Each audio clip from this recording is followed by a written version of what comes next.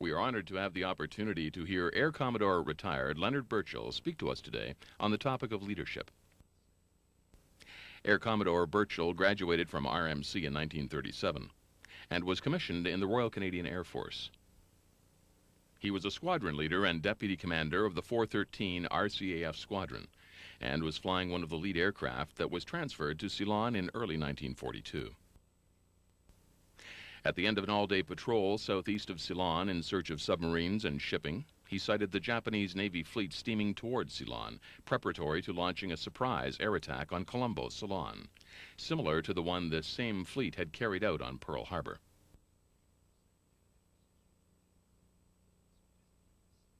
He immediately sent off a signal giving the location, speed, course, and composition of the fleet. His aircraft was shot down by Japanese naval carrier fighter aircraft. However, his signal gave sufficient time to allow preparations to be made for the impending attack. The result was the British fleet was able to avoid destruction and the island to defend itself, inflicting severe losses on the Japanese naval aircraft. As a result of this action, he was awarded the Distinguished Flying Cross and the title of Savior of Ceylon.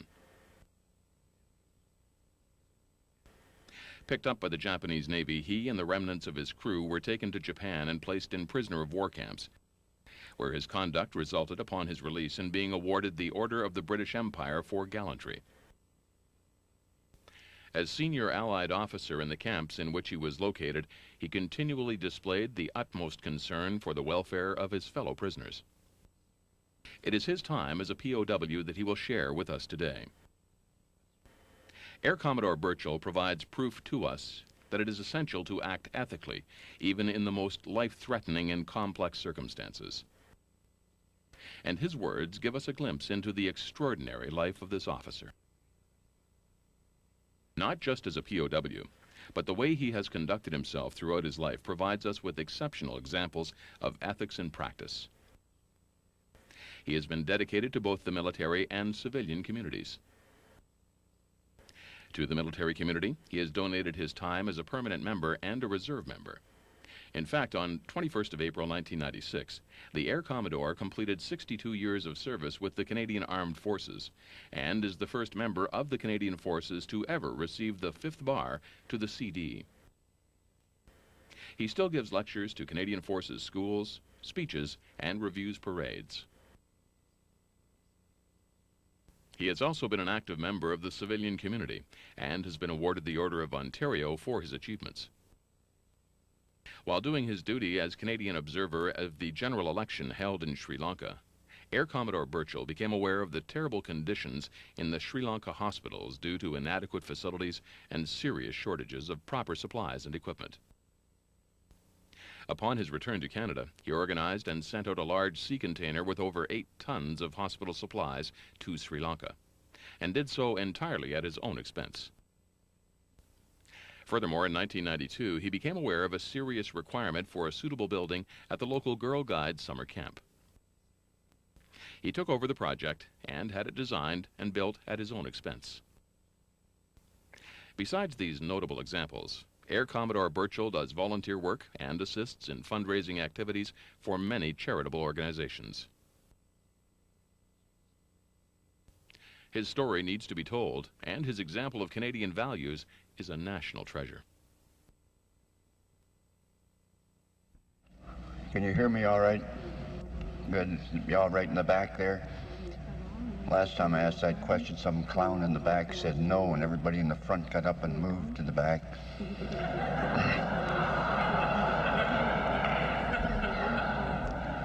I apologize for my copious notes, but at my age and this past July I became 82 years young. There are 3 serious losses which you encounter in your physical capabilities. First, your eyesight goes dim, and you will note the rather strong lenses in my glasses. Second, your hearing is not too good, and I admit that I am in great need of a hearing aid. Third, and I'll be damned if I can ever remember what that one is. Thus I must stick closely to my text, or I shall wander all over the place. Actually, there's a fourth serious loss in our physical capabilities, which we old chaps encounter, but we do our utmost not to even think about that one, let alone discuss it, as whenever we do, all we do is sit around and cry. You will note that it is necessary for me to take frequent sips of water, and this is due to the fact that during my indoctrination into Japanese culture, which was administered with severity by clubs of various sizes, all too often I would zig when I should have zagged, and the damage to my throat has finally caught up with me, resulting in my having to have a series of drastic surge throat operations and intense radiation treatments, leaving me with a perpetual dry mouth and throat. So I ask you to bear with me. On 21 April 96, as you've heard, I qualified for the 5th bar of my CD, having completed 62 years of undetected crime in the Canadian services. And hence the greatest part of my life has been spent in the Canadian military. Now, Napoleon once said, "There are no bad men, only bad officers." The question then is, have I been a good or a bad officer? And here there is no set criteria or standard. Some believe that the best measure of success is the rank you attain, but I do not accept this. Some of the finest men I have met, served with, and held in the highest regard were not necessarily those who were the most senior.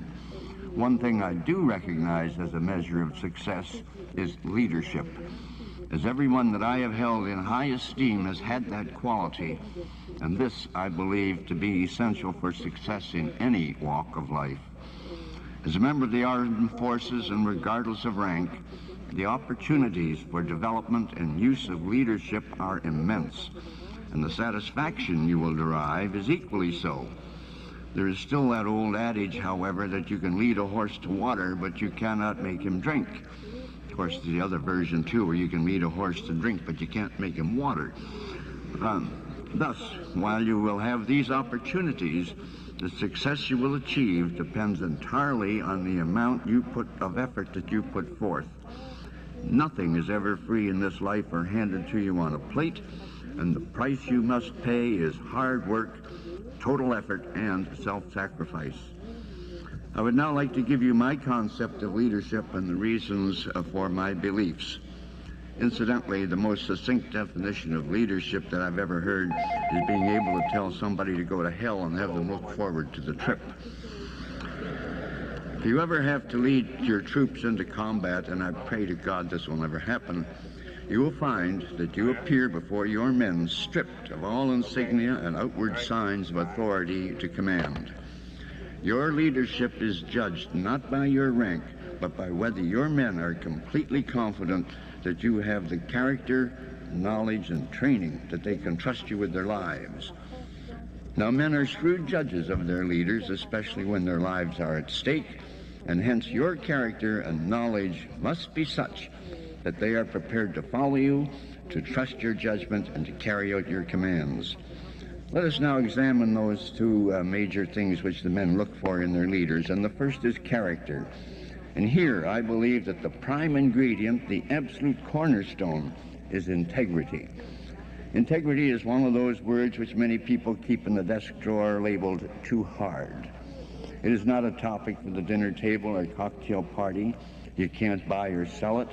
When supported with education, a person's integrity can give them something to rely on when their perception seems to blur, when rules and principles seem to waver, and when they are faced with the hard choices of right or wrong. It's something to keep them afloat when they are drowning. If for only practical reasons, it is an attribute that should be kept at the very top of a young person's consciousness. Without personal integrity, intellectual skills are worthless. As the ancient Roman philosopher Epictetus said in the field manual he produced for the Roman soldiers in approximately the year 50 A.D., "It is better to die in hunger, exempt from guilt and fear, than it is to live in affluence with perturbation." This means that you must demonstrate the utmost honesty in everything you do in your dealings with superiors and subordinates alike, both on and off duty. It is this that inspires your men to carry out a similar integrity. When they know your word is your bond, then confidence and trust will permeate the entire unit. The men will feel they can come to you, their leader, with the bad news as well as the good news. Never shoot the messenger, as this will just discourage others from giving you the honest feedback needed for you to command. You must report the good, the bad, and the ugly up the chain of command to your superiors. There is no substitute for honesty in our profession. What we do is just too important. Integrity also means having the courage to take the full responsibility for your actions and those of your subordinates. Don't quibble. Don't try to shift the blame. Don't look for scapegoats. If you or your command is fouled up, then fess up and press on. In doing so, you will set the right example for your men and earn the respect of your subordinates and superiors alike. Nothing destroys a unit's effectiveness and leadership quicker than the leaders not taking the sole responsibility for their actions. And the first sign of this is usually careerism or CYA factor, which very often has the tendency to first appear in the higher headquarters. Once started, it rapidly feeds on itself and spreads like wildfire down through the entire organization. At the first indication of this selfish, self-centered, self-serving attitude, you must take every step possible to root it out and replace it with integrity.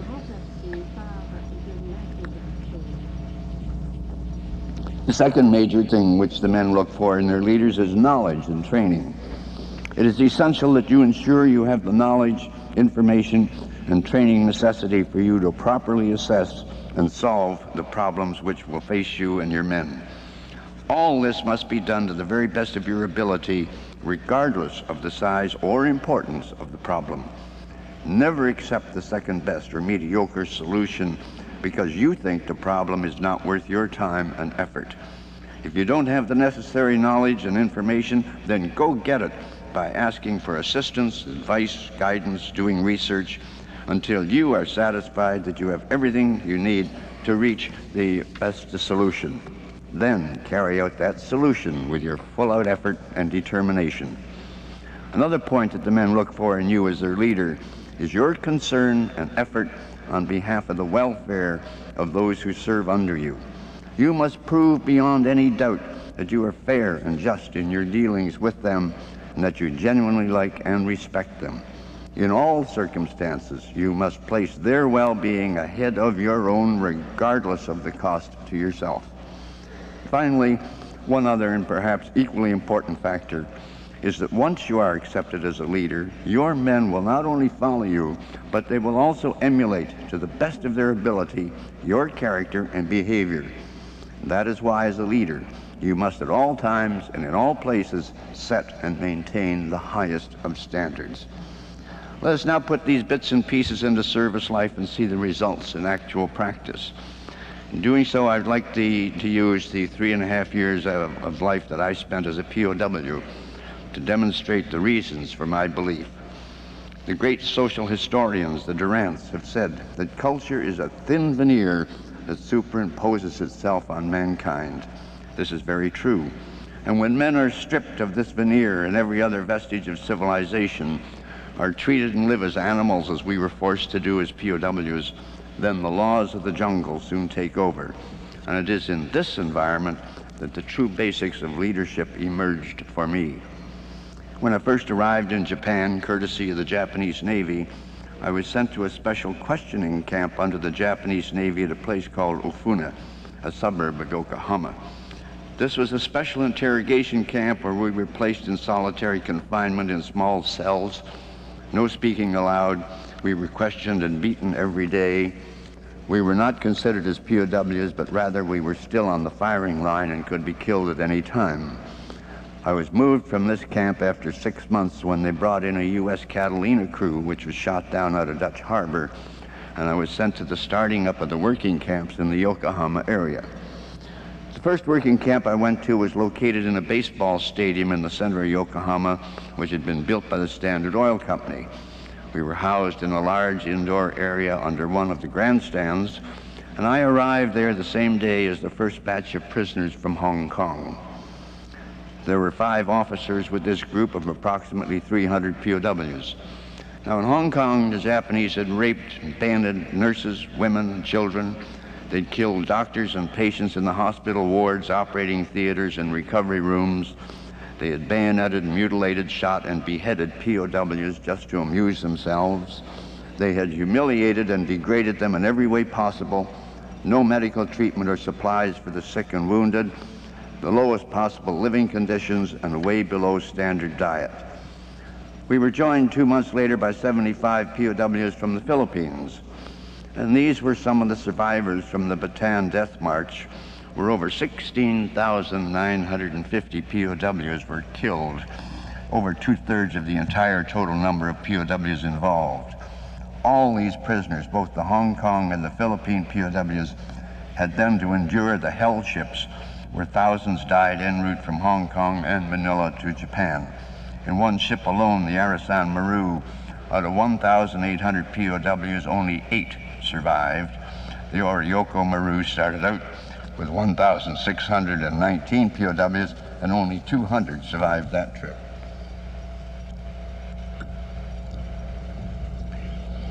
The order sent by the Japanese Tokyo headquarters down to Hong Kong and the Philippine camps was to send their best and healthiest prisoners to work in Japan. Now, as you well know, when a commanding officer gets an order to send his best men, this is when he unloads all his deadbeats, no-gooders, troublemakers, sick, wounded, incompetents, etc. Thus, I found myself to be the senior POW in this brand new working camp, and faced with over 375 very hostile, belligerent POWs. This gave me some concept of how poor old Daniel felt when he walked into that den of lions.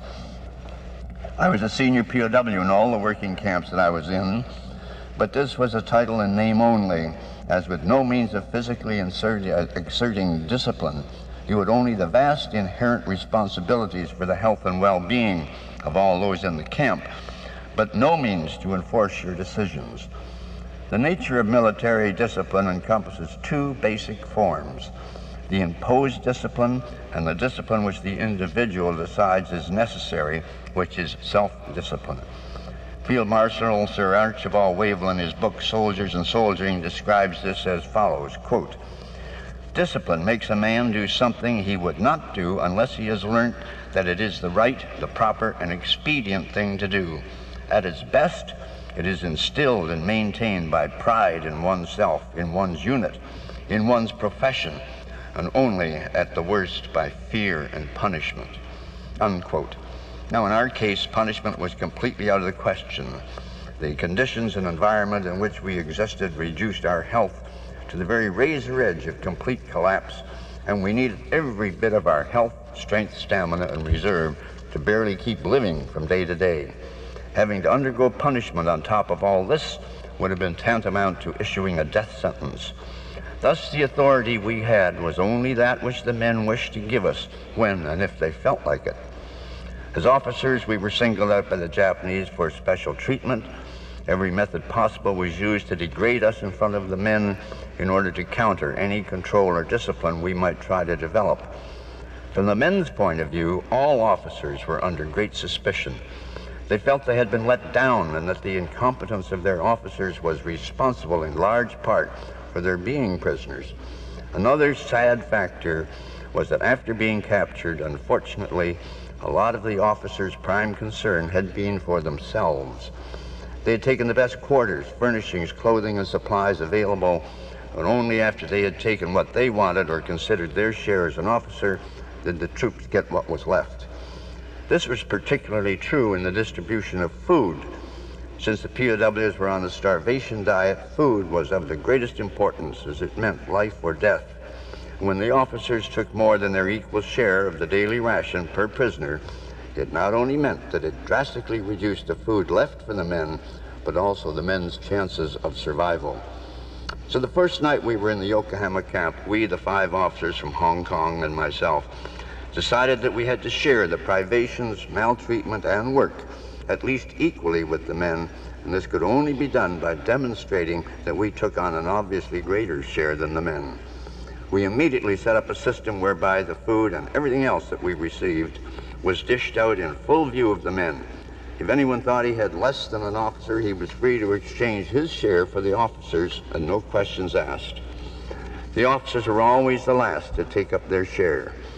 The men tried us on by eating some of their food and then changing it for an officer's bowl, but in no time the troops themselves sorted this out, and woe betide anyone who tried it.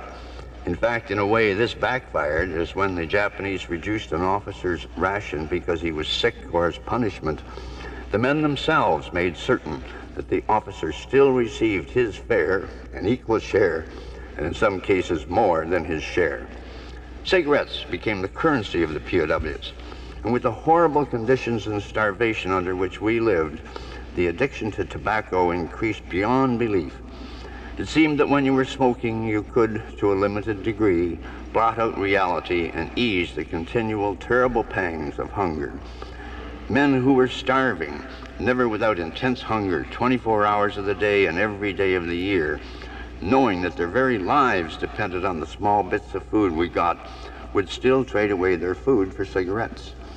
We, the officers, gave up smoking, which was no easy task itself, but in this way we removed ourselves from any criticism and were able to put our ration of cigarettes into the ration for the men, and also to create a small supply for our doctor to be used in keeping the heavily addicted from trading away their food.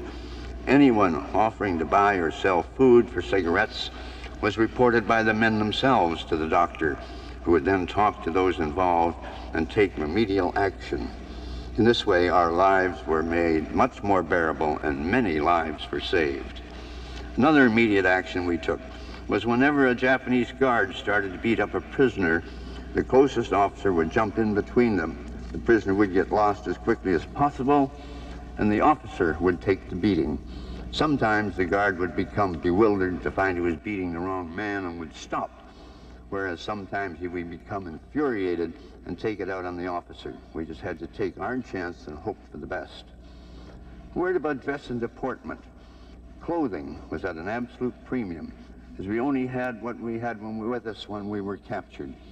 The only clothing issue we ever were given was that what the Japanese had captured and then did not want for themselves or could not use in other ways. Believe me, the pickings were very slim indeed, and we lived in rags and tatters. The clothing issues we were given all went to the men, but again, in short order, the men made certain that every officer had one good shirt, tie, tunic, trousers, and hat to wear whenever we had to parade in front of the Japanese. We were given 1 square inch of soap per week with which to do all our laundry and to keep our bodies clean. There was no hot water, and even the cold water was in very limited supply. We were allowed 1 hot and sometimes only a lukewarm bath once a month. The supply of razors, razor blades, hair clippers, scissors, needles, thread, and all other such normal items were only those which had been brought into the camp by the men after their surrender. It was therefore impossible to maintain the normal standards of cleanliness. In addition, we were out of the camp for about 12 hours of the day doing coolie labor on starvation diet. The result was that we were sick, starving, cold, filthy, infested with lice, fleas, and bed bugs, but unable to find the time, energy, or the means to do very much about it. But despite all this, to the height of ingenuity and improvisation, we still managed to keep ourselves as best we could. When we turned out on parade, it may have been in rags and tatters, but we were as clean, upright, formidable, proud of our heritage, and still as undefeated as we could possibly be.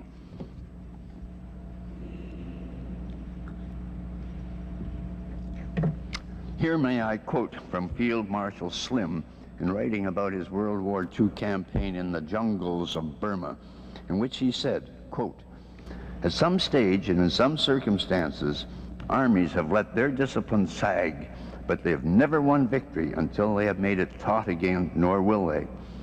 We have found it a great mistake to belittle the importance of smartness in turnout, alertness of carriage, cleanliness of person, saluting, or precision of movement, and to dismiss them as naive, unintelligent, parade square stuff.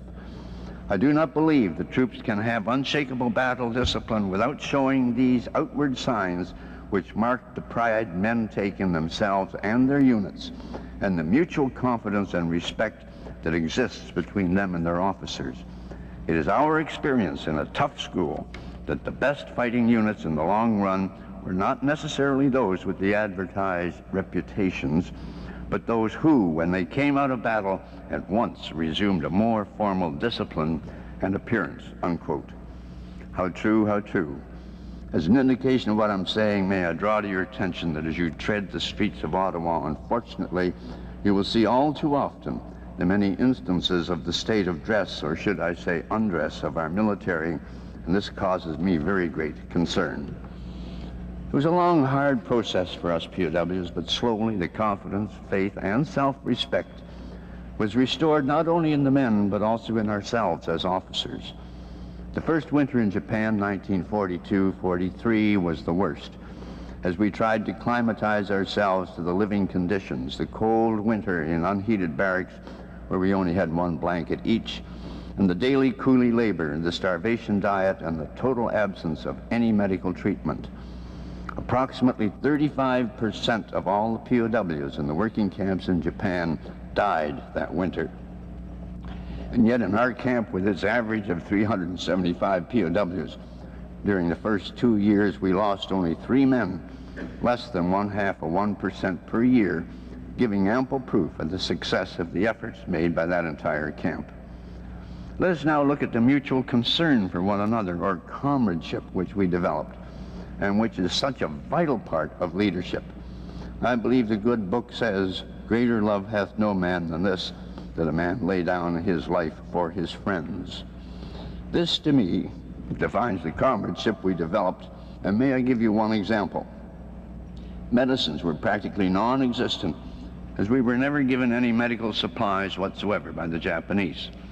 The Red Cross medical supplies sent to Japan for use by the POWs were taken by the Japanese military, repackaged and sent to their combat troops.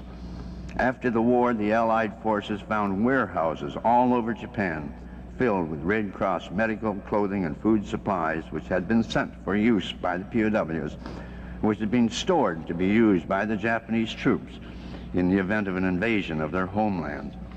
Our only hope was to pool whatever meager supplies we had in the camp and use them for the maximum benefit of all. This had to be done in complete secrecy, as the Japanese confiscated any medical supplies they found, and treatment of POWs by our own doctor was absolutely forbidden. This presented a very great problem, as everyone hoarded whatever medicines they had. While you may not have the right medicine or drug for wherever illness you encountered, at least you had a chance to barter or trade for the one you did need. On our starvation diet, we had no resistance whatsoever to any disease or infection. We suffered at all times from the ravages of malnutrition and its medical consequences: beriberi, pellagra, blindness, gangrene, etc. Once our doctor got going on secret sick parades, the men soon believed in us and started to turn in their bits and pieces of medical supplies to the doctor. A detailed account was kept of all our camp medical supplies, as to where they came from, who gave them, how much we had, how much was used, and on who. These accounts were available and could be seen at any time by anyone in the camp.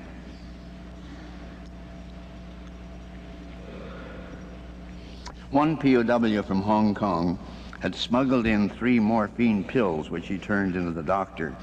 As these were the only painkillers we had, it was agreed that a unanimous vote of the entire camp would be necessary before one could be used. Now, the reason for this was that you never knew when it might be your turn to need such help to get over that last big painful hump, and hence you'd better have a say as to how and when they were used. Once they were gone, there just wasn't any more. Time and again, the doctor would decide to use a pill in such cases as drastic surgery due to gangrene, as all this had to be done without any anesthetic. He also recommended that they be used in the case of the 3 men we lost just before they died, when there was nothing more we could do for them. In every instance, the unanimous decision was obtained from the camp, only to have it vetoed by the man who was to receive the pill. Now, I was separated from that camp after 2 years, but I understand that those same 3 pills were still unused at the end of the war. Worried about our stealing, because this was one of the main ways to our survival. Our camp worked at many various jobs each day, and it was possible on a lot of the jobs to steal things which were not only of great benefit to the camp, but also to the Japanese with whom we worked. A good example was an oil factory where they crushed peanuts, coconuts, soybeans, etc., to make various cooking oils and lubricant oils from castor beans. This was a gold mine for us, as we stole peanuts and coconut for food, and we set up making soap in the boiler plant of the factory by making trays out of old tins, stealing coconut oil and caustic, which we then cooked on top of the boilers. Now, the coolies we worked with knew what we were doing, so we marked trays with their name on it. When their tray of soap was done, we would cut the slab of soap in half and give them half. We would then smuggle our half out of the job and back to camp. We were searched inside the factory by the factory guards before we left the job, and then again outside the camp by the Army guards before we got on the trucks or were marched back to the camp. And then at the camp, we were searched once again inside the camp by the camp guards. If at any time in this entire process we were caught, we never implicated the Japanese workers, and they knew this, so they trusted us even more than they did their own fellow workers. Other items of great value to the Japanese because of the strict rationing, in addition to the soap, was sugar, salt, cooking oil. These items we stole not only from the factories, but also when we were unloading or loading railway cars, ships, and barges. We were able, by stealing on one job and trading with the Japanese coolies with whom we worked on other jobs, to get a meager supply of drugs available on the Japanese market to supplement our meager supplies. As for the men who did the stealing, we set up a system whereby anything of value to the camp, such as food, trade goods, etc., the man doing the stealing would notify the officers, and an officer would go out to work on the job with him. If the man got caught, then the officer would step in and say he had ordered the prisoner to steal. In this way, the officer took the giant share of the bashing, solitary confinement, and other punishment. If the stealing was successful, then half the goods was turned into the camp supplies and used for the sick or to trade with the coolies for medicines. Here again, complete records were kept, and anyone could see them at any time to ensure just how their goods were being used.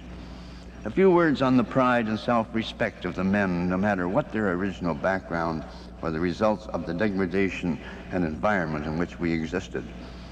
I was far from being an ideal prisoner, and when one of the Japanese guards consistently beat up the very sick prisoners, I went after him and beat him into the deck.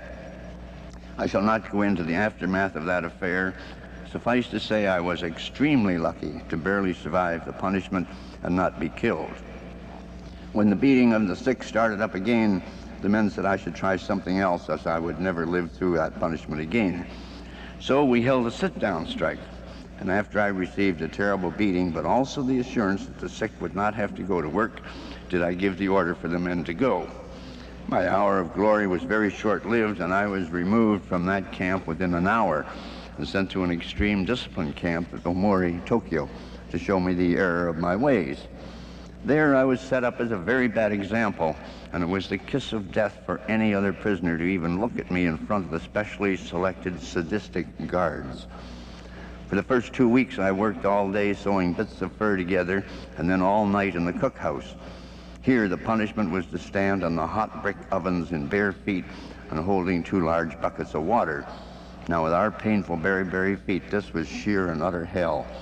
I slept in little short naps whenever I could, out of the sight of the guards.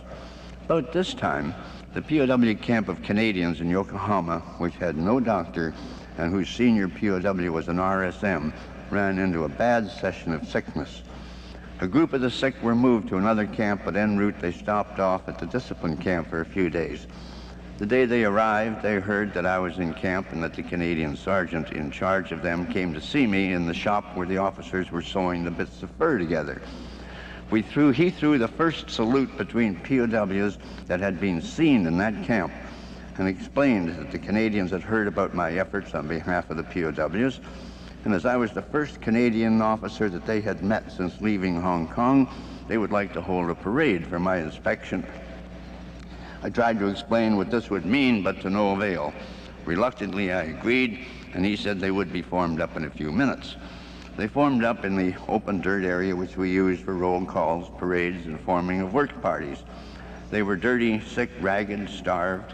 Some had to be held up by their comrades, but they were all there. As I expected, no sooner had we got started than the storm broke in all its fury, and the guards came charging into us like a bunch of raving maniacs, swinging fists, clubs, rifle butts, and kicking the daylights out of any of us who fell down. None of us minded, and when it was all over, we'd crawl back into our huts to lick our wounds and to have a damn good laugh at the Japanese.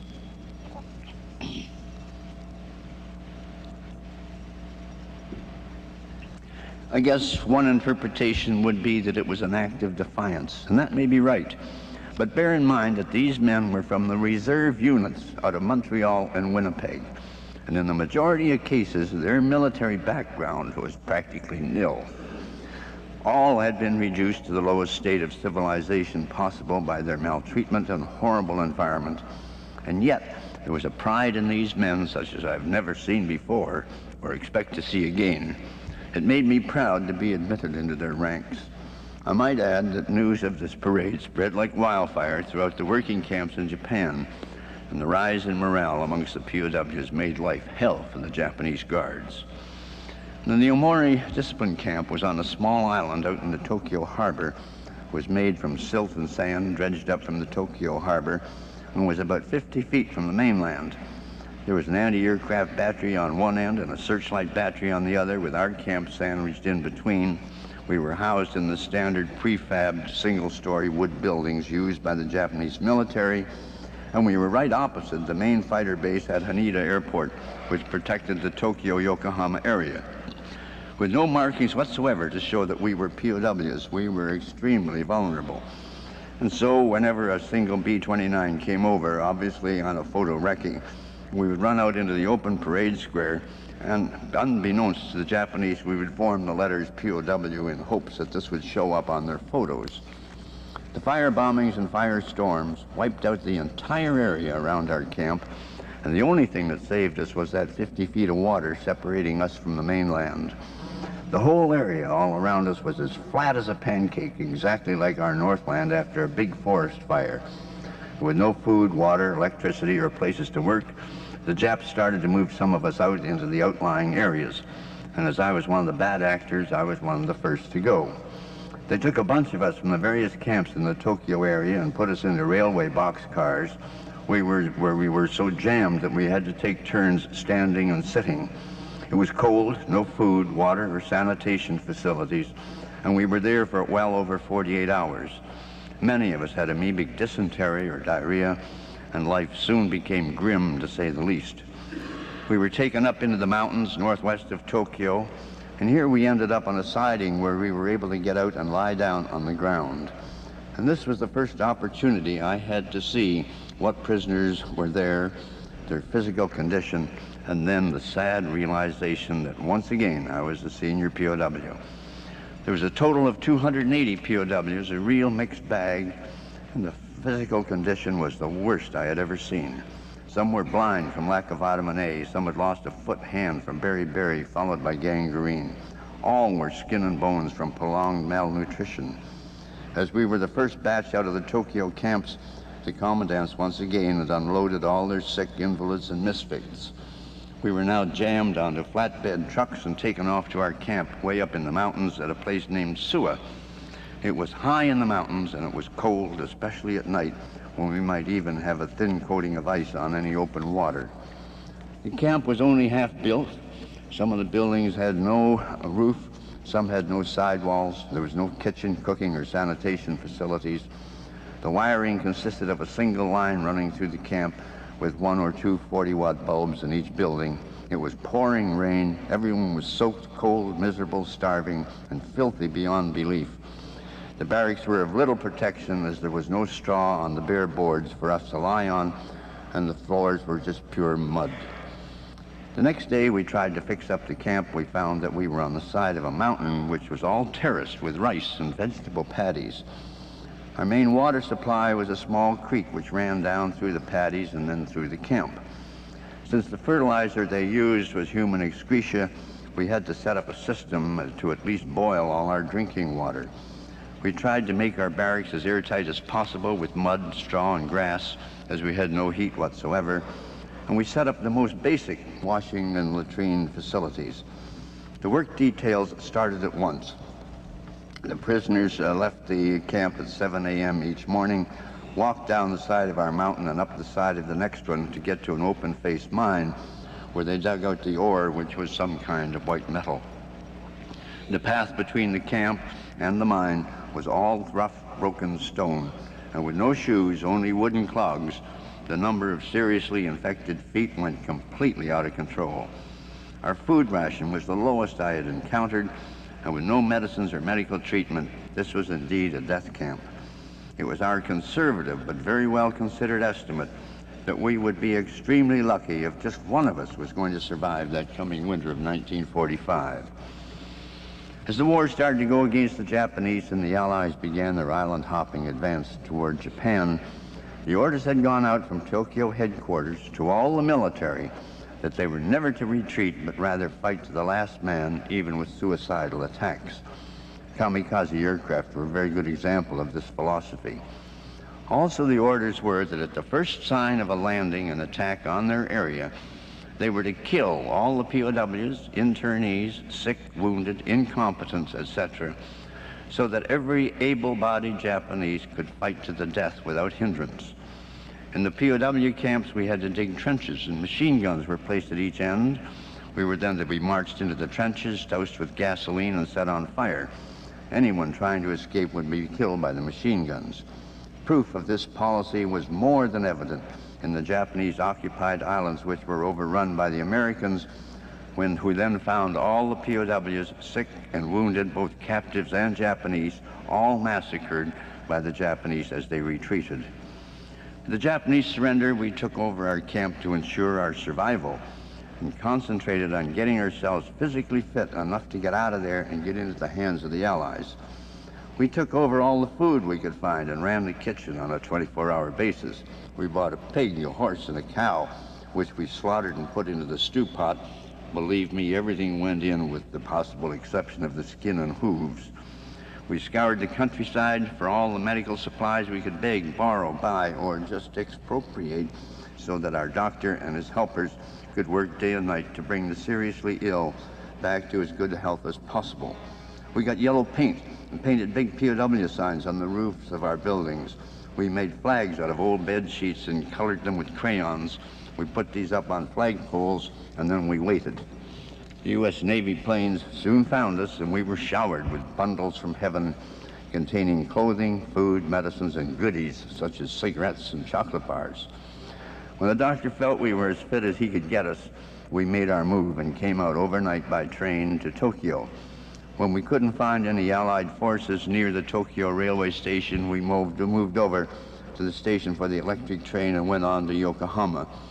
Here we went outside the station, sat down, flew our flags on some bamboo poles we had liberated. Now, it was not all that easy. You must remember we had some prisoners who were blind, some minus a foot or hand, some unable to walk on painful feet from beriberi, and all of us at the end of our endurance. Thus we had to commandeer trucks, wagons, bicycle trailers, anything that we could lay our hands on to carry our sick and invalids.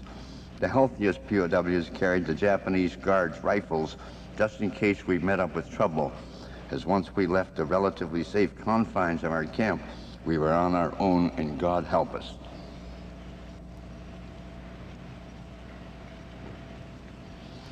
We didn't have long to wait outside the Yokohama station before a jeep came by with a U.S. Army officer and a big radio on it. We identified ourselves. Chap got on his radio, and we were soon inundated with buses, trucks, and ambulances, which took us down to a reception center set up in the Yokohama docks. We were then told to get out and go into the dock area. Next thing I knew, our senior POW NCO called the troops to attention, formed them up into marching order, turned the parade over to me, and we marched into the dock area with our homemade flags flying. We were dirty, tired clothing.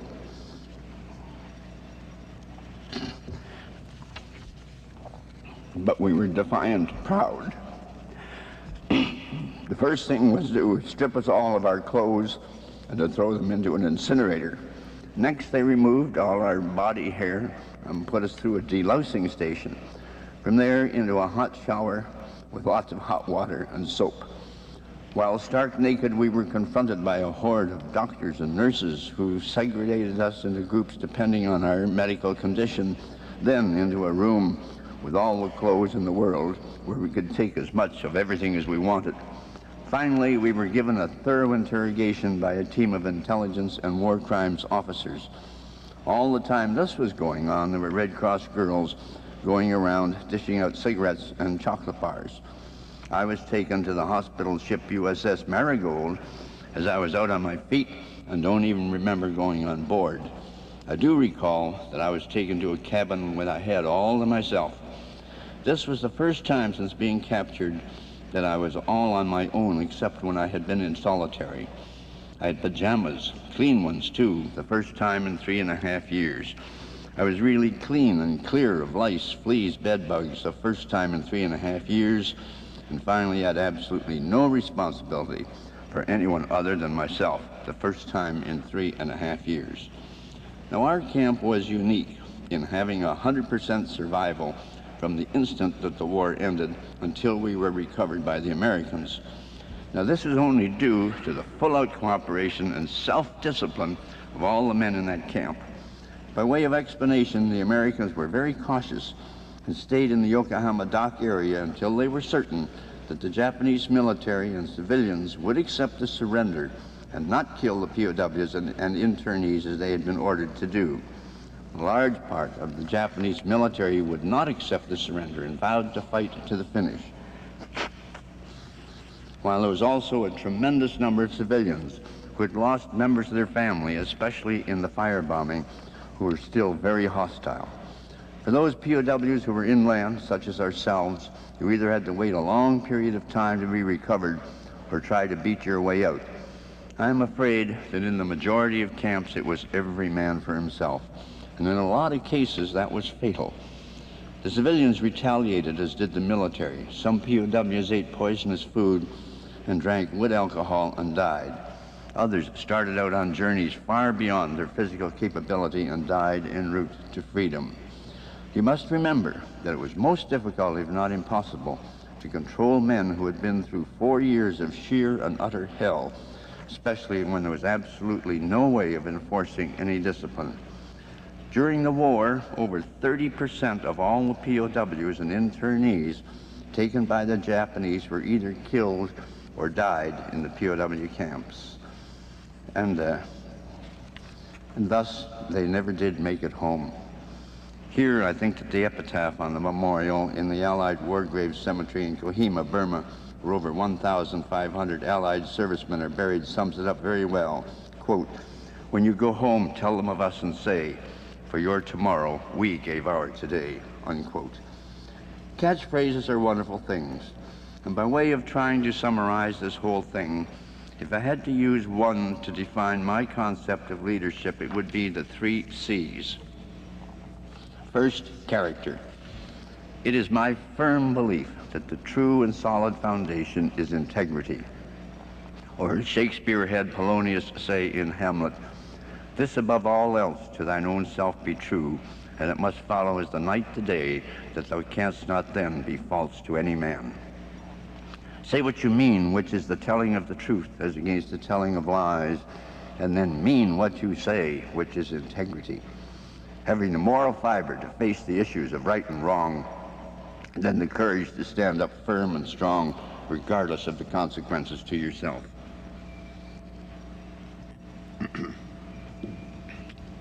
Second, competence.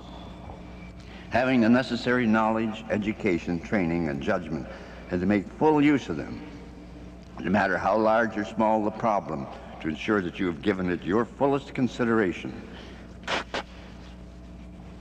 Once you have done this and made your decision, then to carry it out to the very best of your ability. Know what you're doing and how to do it. Third, comradeship. Take a full interest in your subordinates, having true respect and concern for them, to the extent that at all times and in all circumstances you put their welfare and well-being ahead of your own, regardless of the cost or inconvenience to yourself. Once these are firmly in place, then the other important aspects, such as discipline and self-discipline, pride in yourself and in your unit, self-respect and respect for both your superiors and subordinates, proper dress and deportment at all times, all these will develop and strengthen as they feed on one another until what I call true leadership emerges.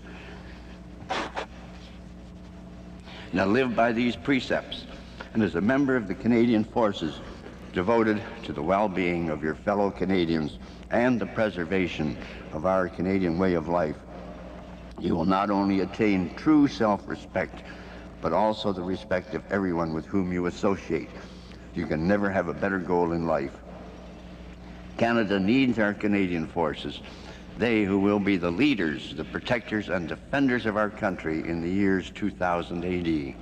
It needs their youth, courage and energy, but there's also a desperate need for their self-discipline, their discipline of the mind, their character, their integrity, in short, their leadership.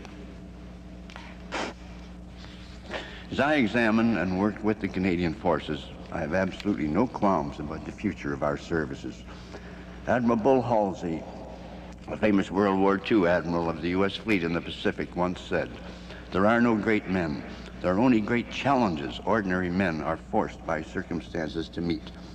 As the history of our services prove, there has never been, nor will there ever be, any shortage of ordinary men and women in our forces who are ready, willing, and most capable to take up the challenges they will be forced to face. If I may borrow the RCAF motto, per ardua ad astra, through adversity to the stars. This is the heritage which you have been entrusted into the hands of our Canadian Forces. May they guard it well, as I have every confidence they will. Ladies and gentlemen, it's been an honor and a privilege to have shared these thoughts with you. Bonne chance et merci bien.